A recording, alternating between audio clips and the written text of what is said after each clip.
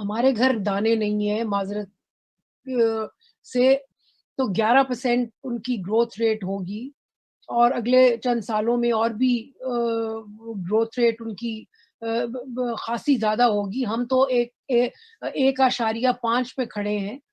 हमारी ज़रूरत है करने की, हमारी ज़रूरत है कि हम जो है वो रीजन में खोलें। और ये हमारी ज़रूरत है, ये इंडिया की ज़रूरत नहीं है। उनकी ज़रूरत ज़रूर होगी, लेकिन हमसे कम है। हम 1.5 जीडीपी ग्रोथ पे हैं, वो 11% पे उनके बारे में प्रेडिक्ट किया जा रहा है। और इसमें कहीं भी कश्मीर की बात जो है वो नहीं है, ये हम बिल्कुल क्लियर समझ लें। आपके पास शॉर्टकट कोई नहीं है।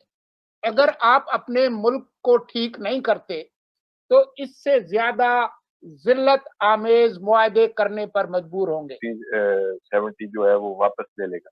कतई नहीं, हम कहने की हद तक कहते हैं, हमने भी सोच लिया है।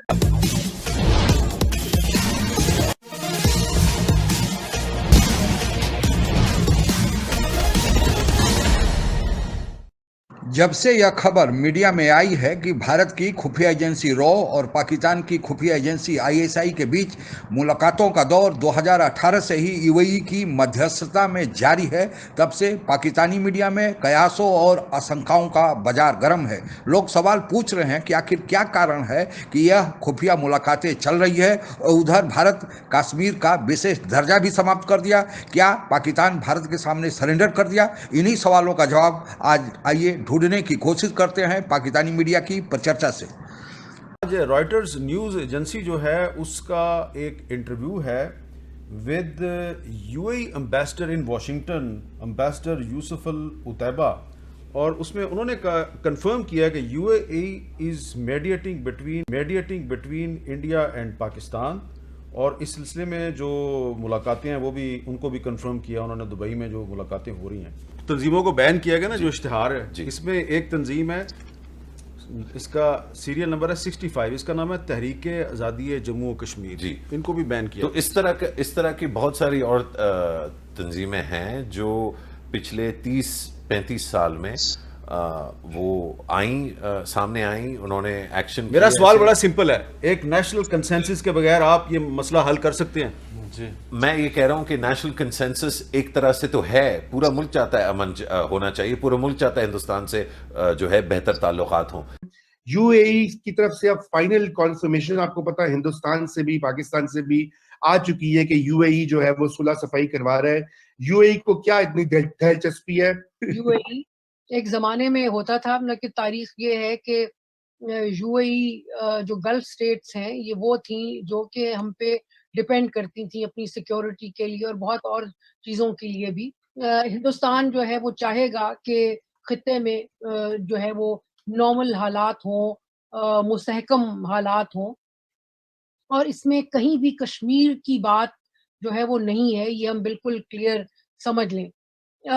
पिछले जो है कोई 2 दिहाइयों में हिंदुस्तान ने बहुत मेहनत की है सऊदी अरेबिया और यूएई से ताल्लुकात जो है वो बेहतर करने की।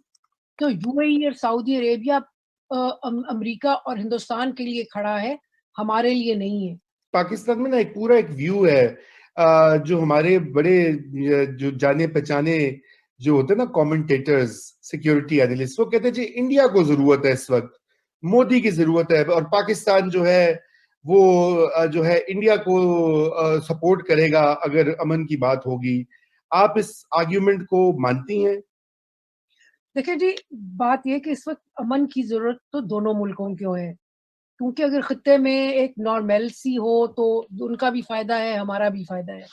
लेकिन अगर आप दोनों का मुकाबला करें तो मेरे ख्याल में हमारा ज्यादा फायदा है, मतलब कि हमारे घर दाने नहीं है माजरत से, उनके घर अभी भी दाने हैं। मतलब कि हम भूल जाते हैं कि जो प्रिडिक्शन है, आईएमएफ की भी प्रिडिक्शन है कि इस साल अगर चीजें उनकी ठीक रही, अगर कोई कोविड से उनको धक्का ना लगा, तो 11% उनकी ग्रोथ रेट होगी और अगले चंद सालों में और भी ग्रोथ रेट उनकी खासी ज्यादा होगी। हम तो 1.5 पे खड़े हैं।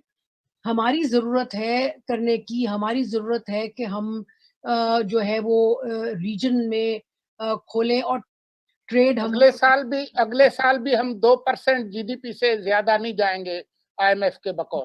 2% तो बहुत, मेरे ख्याल में जी वो अभी हम बहुत जेनरस ये प्रेडिक्शंस हो रही हैं, हो सकता है इससे कम ही हो। तो बात ये है कि ये कहना, मेरे ख्याल में दिल को तसल्ली देने के लिए हम कह रहे हैं कि जी उनको जरूरत है इसलिए वो आ रहे हैं। देखिए, दोनों मुल्कों को जरूरत है, और मेरे ख्याल में जब तक हम ये दिमाग में नहीं सोचेंगे कि ये हमारे लिए भी विन विन हो सकता है, तो मेरे ख्याल में हमारे में वो हिम्मत ही नहीं बढ़ेगी कि हम आगे बढ़ें। और जहां तक कश्मीर का ताल्लुक है, लेकिन जिस पॉइंट पे आप चाह रहे हैं कि कश्मीर में आर्टिकल 370 का बार बार जिक्र आता है हमारी तरफ से, आर्टिकल 370 हिंदुस्तान कहीं नहीं कुछ कर रहा, उसको कहीं नहीं ले जाएगा, उसको बिल्कुल वापस नहीं करेगा, और जो ने चेंजेस की हैं वो वापस बिल्कुल नहीं करेगा। अगर कोई मुआहदा होता है वो इसी पे होगा कि जी तुम्हारा कश्मीर तुम्हारे पास, हमारा कश्मीर हमारे पास, और इसको या ये होगा या वो जो 4 पॉइंट फॉर्मूला है या फॉर्मुलाइज आप करेंगे, या दूसरी सूरत में ये होगा कि अच्छा भाई खामोशी रहे बॉर्डर्स पे और आगे चलते हैं। मैं ये कहूंगा कि ये तो कुछ भी नहीं है। अभी जिस तरह से हम तरले मिन्नत करके इस मसले को हल करने की कोशिश कर रहे हैं, ये तो कुछ भी नहीं है। आपके पास शॉर्टकट कोई नहीं है।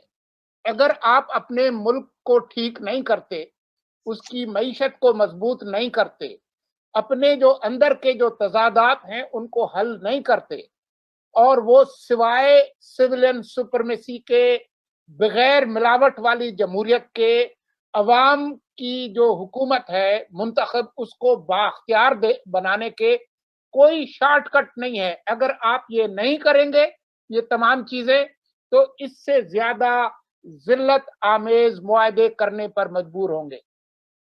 को गोला बारूद की खरीद पर $1 बिलियन का खर्च आया है। इसके अतिरिक्त पाकिस्तान FATF के ग्रे लिस्ट में है और सीमा पर लगातार तनाव के कारण बाहर के देश अब पाकिस्तान में इन्वेस्टमेंट करना नहीं पसंद करते, क्योंकि उनको लगता है कि यहाँ कभी भी कुछ भी हो सकता है। इसके अलावा पाकिस्तान के भीतर राजनीतिक उथल पुथल लंबे समय से चल रहा है। PDM के तले एक लंबा आंदोलन भी चल रहा है। इमरान खान सरकार की जो नीति है उस पर अब कोई भरोसा नहीं करने वाला है, और ऊपर से कोरोना का कहर देश के भीतर के व्यापार को पूरी तरह से चौपट कर दिया है। स्थिति ऐसी बनती जा रही है कि अगर 1-2 साल के भीतर पाकिस्तान में कुछ अचानक परिवर्तन नहीं हुए, आर्थिक उन्नति नहीं हुई, तो पाकिस्तानी सेना को अपने फौजियों को वेतन देने के लिए भी पैसा नहीं रहेगा। पहले चीन पाकिस्तान की गाहे बगाहे मदद करते रहता था, लेकिन अब लगता है कि चीन भी पाकिस्तान से मुंह मोड़ना शुरू कर दिया है, और इसका कारण है पाकिस्तान की अजमंजस वाली विदेश नीति। पाकिस्तान अभी तक यह नहीं तय कर पा रहा है कि वह अमेरिका के कैंप में रहे या चीन के साथ रहे। चीन भी अब मुंह मोड़ना इसी कारण शुरू कर दिया है। सिपे का काम लगभग बंद है। जो निवेश पाकिस्तान में कोई देश करता था उसमें चीन ही अब केवल बचा है, लेकिन अब चीन उसे छोड़कर ईरान में अपना इन्वेस्टमेंट शुरू किया है। सऊदी अरबिया और UAE जो पहले पाकिस्तान को पैसा दिए थे, वे भी अब समय से पूर्व भी अपना पैसा वापस मांगने लगे हैं।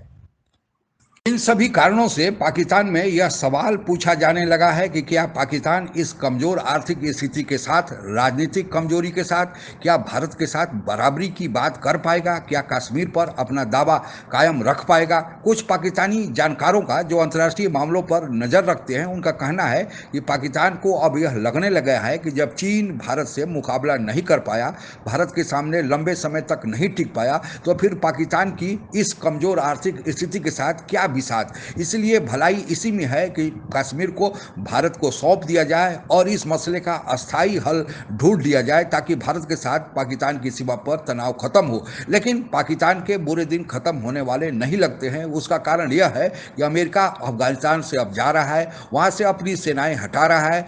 ज़्यादा संभावना यह व्यक्त की जा रही है कि वहाँ पर गृह युद्ध जैसे हालात बनने जा रहे हैं। अगर गृह युद्ध जैसे हालात बनने जा रहे हैं तो फिर पाकिस्तान की सीमा अफगानिस्तान से सटी हुई है, तो वहाँ पर जो युद्ध अगर होगा तो वहाँ से भागकर शरणार्थी भारी मात्रा में पाकिस्तान में आएंगे, साथ ही लड़ाकू भी जो तालिबान है वो भी भागकर पाकिस्तान में आएंगे और फिर पाकिस्तान की अंदरूनी हालात खराब होंगे।